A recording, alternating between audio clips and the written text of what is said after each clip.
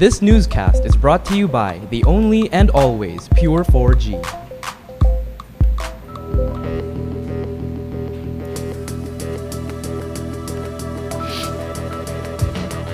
Today on Rappler.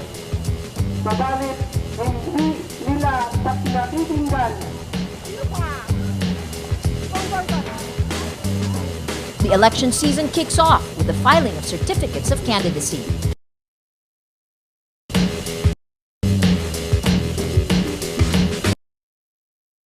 President Aquino unveils his rainbow coalition while opposition rivals for the senatorial race.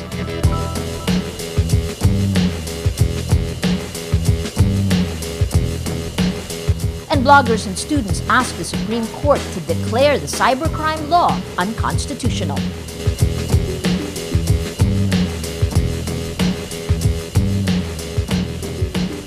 Hello, I'm Maria Ressa. Welcome to Rappler, your social news network. Politicians start to file their certificates of candidacy Monday, the kickoff to the 2013 campaign season. Opposition coalition UNA was among the early birds at the Commission on Elections.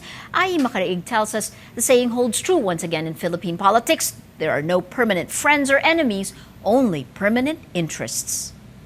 The more you think things change, the more they stay the same. A theatrical skit is not an odd sight at the start of the filing of certificates of candidacy for the 2013 polls Monday.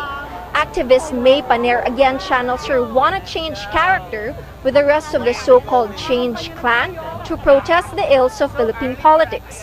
With candidates' bands, banners, and hoopla, wanna change fits right into the political theater. But her message is different. We want an end to patronage politics. You know, in this country, dynasties rule the Philippines. It's the same family over and over again. Vice President Jeju Marbinay's United Nationalist Alliance sets the tone with a fanfare as its senatorial bets submit their election documents on day one. UNA positions itself as an alternative to the administration, but accusations of patronage politics also hound the alliance. Senatorial candidates J.B. Ejercito and Jack Enrile are political sons who will end up joining their relatives in the Senate if they win. They say they should be judged beyond their fathers' names. Matalino, marunong ang ating mga botante at wag naman sanang maliitin na hindi nila alam kung sinong pinipili nila. Alam nila yan. No? And I think people would vote now based on track record and performance, not only because of the name. Aside from families, there are also strange bedfellows in the ticket. Former Senator Richard Gordon and Zambales Representative Mitos Magsaysay come from families who are bitter rivals on the local level. But Gordon downplays the issue by comparing their relationship to sports rivalry. Laban sa politika, kami ng Ateneo, Lasal, UP. Ako UP, Ateneo ko. Pag natapos ang game, magkakaibigan ka pa. Gordon was also at odds with another UNA figure, the group's chairman, former President Joseph Estrada. The two clash on the U.S. bases issue, with Estrada eventually firing Gordon. Now all is well between the two. And besides, Estrada says the ruling Liberal Party is also guilty of sleeping with the enemy. Yung nationalist at liberal, magkakalaban yan, lalo na yung last election. Ba't sila magkakasama? Now that the election season goes into full swing, groups like those behind the anti-Apple campaign hope to see the candidates go beyond the traditional pomp, pageantry, and politics. Rivals turned allies and families in power are nothing new to Philippine politics. In the 2013 elections, the same old story begins, but advocacy groups and candidates say it will be up to voters to choose that story's ending. Ai Makaraig, Rappler. The president's party also launched its senatorial lineup Monday, a rainbow alliance of 5 parties and independents of diverse political colors. Natasha Gutierrez reports. The president's first cousin, former political rivals, and re-electionists. This is the administration senatorial slate, which the coalition calls a powerhouse. The ruling Liberal Party aligns with 4 others for 2013. Nationalista Party, Nationalist People's Coalition, Party List Akbayan, and Laban ng Demokratikong Pilipino. Of the slate, only 3 are from LP. The rest come from its new allies, including 3 independent candidates. It's a rainbow coalition, but President Benigno Aquino III says what matters is they all support his agenda of reform. Marami po sa kanila ang nakatrabaho ko lang. Sila ang humarap sa pagsagasa ng tren na nakarang administrasyon. Pwede naman pumalit na lang sila sa mali at tumama sa nakaliwat ka ng benepisyo. Pero tumaya sila sa tama at tumindig kasama ng sambayanan kontra sa katiwayan. Of the 12, 3 candidates, Lauren Legarda, Francis Chiz Escudero, and Grace Folia Manzares, are guests of the opposition, the United National Alliance led by Vice President Jejomar Marbinay. Senator Franklin Drilon, who is the campaign manager for 2010, says it is a clear rule that those in LP slate will not campaign for UNA. We cannot prevent them from adopting some of our candidates, but we certainly find problematic if these candidates they adopt or the representatives of the candidates they adopt would suddenly appear in the rallies, because when they endorse the candidates of the other side, that means they're junking the candidates in the coalition. It is a harsh rule, but the president gets what he wants. All candidates that UNA and LP are courting choose the administration slate, including Legarda, who has continuously topped surveys. Legarda kept quiet until the proclamation rally, where she tells reporters she could not say no to Aquino. No less than the president invited me to Malacanang last Thursday to personally invite me to join the LP, NPC, NP coalition. Ang tinanong ko sa aking sarili, sino ba naman ako para humindi? Aquino's confidence in his slate shows. In a room full of LP yellow, Aquino's rhetoric slams UNA. Pwede bang tama rin ang kontra sa amin? Kung doon sila panig, masasabi po ba natin may maliwanag silang pag-iintindi sa tama at mali? At kung di naman maliwanag, saan naman po kaya tayo dadalhin na kanilang pamumuno? The Rainbow Coalition concept was popularized by former Speaker Jose de Venecia Jr. during the Ramos administration. De Venecia formed the Rainbow Coalition because then-President Fidel Ramos won the presidency in 1992 through a ragtag political party, the Lakas CMD, which later on grew into a ruling party. Not only does the president get his way, but with his ratings highest now since he first took office, Aquino's lineup looks promising, regardless of its strange bedfellows. Natasha Gutierrez, Rappler, Manila. Like its rival UNA, the Liberal Party senatorial lineup saw former bitter enemies linking arms. Carmela Fonbuena reports. Aboy! Aboy! What a difference 3 years make. Foes in the 2010 elections are now allies. Cynthia Villar joins her husband, Senator Manny Villar's fiercest critics, Jambi Madrigal and Risa Ontiveros, in the administration's Rainbow Coalition. No problem, no problem. We have moved on. Ang 2010 tapos na. At ngayon ay nakatingin naman kami sa 2013. Presidential candidate Madrigal ran a campaign largely attacking Villar for alleged corruption.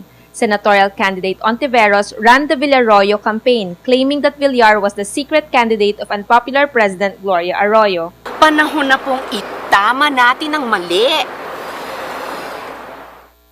Madrigal and Ontiveros themselves don't have issues sharing the campaign stage with Cynthia Villar. I had differences with Senator Villar, not with Mrs. Villar. I don't think it should affect our being in the slate. I hope we will put the past behind us. Ontiveros says she's happy that Cynthia decided to support President Aquino. For the politicians, it's forgive and forget. 2013 raises the bar in the politics of convenience. Question is, will the voters care?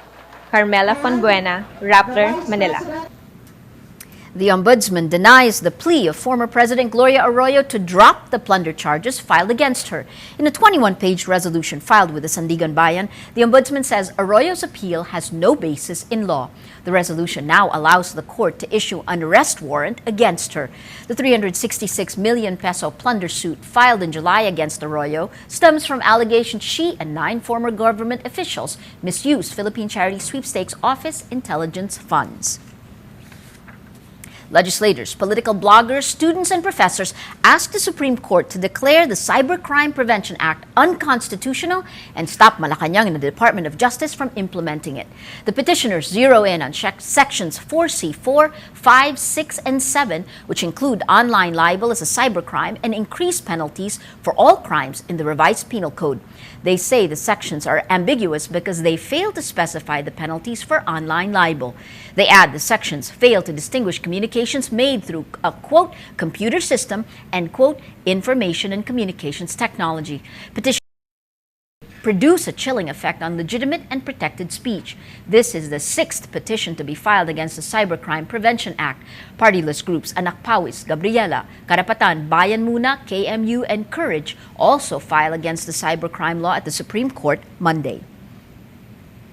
Economic Planning Secretary Arsenio Balisacan says creating decent jobs for the labor pool remains a major challenge for the government. Decent jobs refer to those that are productive, provide fair income and social protection for families, provide better prospects for personal development, provide freedom for people to express their concerns, and provide equality of opportunity for men and women. Let's now look at Rappler's Wrap for today, a list of the 10 most important events around the world you shouldn't miss. At number 5, Louis Vuitton items account for close to 40% of fake goods seized by Philippine authorities. National Bureau of Investigation says over 2,000 Louis Vuitton items were seized in May, the height of tourist arrivals. Counterfeit Louis Vuitton, Lee products, and JanSport bags were the top goods seized.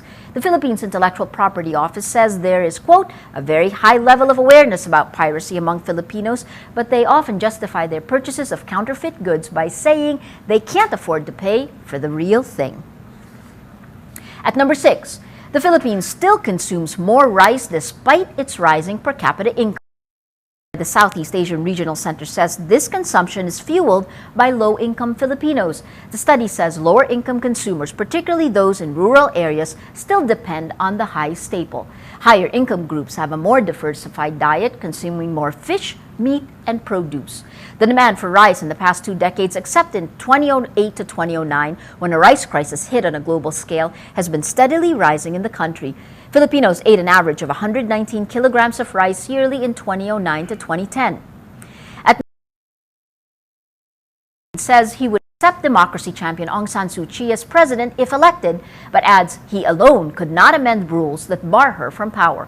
Former General Thein Sein paid tribute to Myanmar's Nobel laureate during a landmark tour of the United States. Thein Sein burnished his reformist credentials by insisting his country will continue its strides towards democracy after decades of military rule. The Myanmar president returns to Rangoon Monday. And at number 10, Apple CEO Tim Cook apologizes over the weekend for the problems brought about by the application. Apology follows complaints from all over the world about the new Maps application introduced by Apple in iOS 6. The new app replaces the original Google Maps powered app. It introduces new features like 3D flyovers and turn-by-turn direction, but could not match the mapping system offered by Google. Cook assures users Apple was doing its best to improve the software and suggests alternative apps that users could use in the meantime. For the full top 10, visit Rappler.com's The Wrap.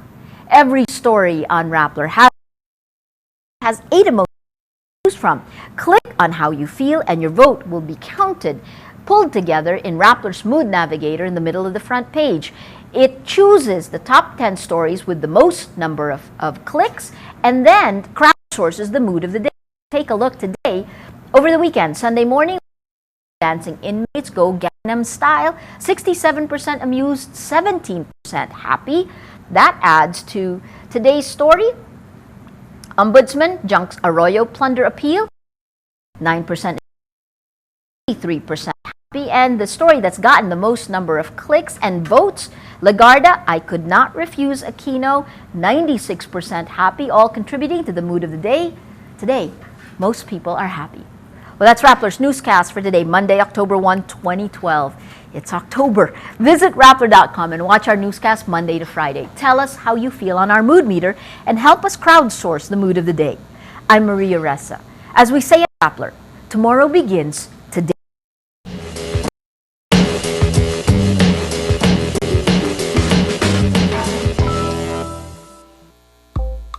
This newscast is brought to you by the only and always Pure 4G.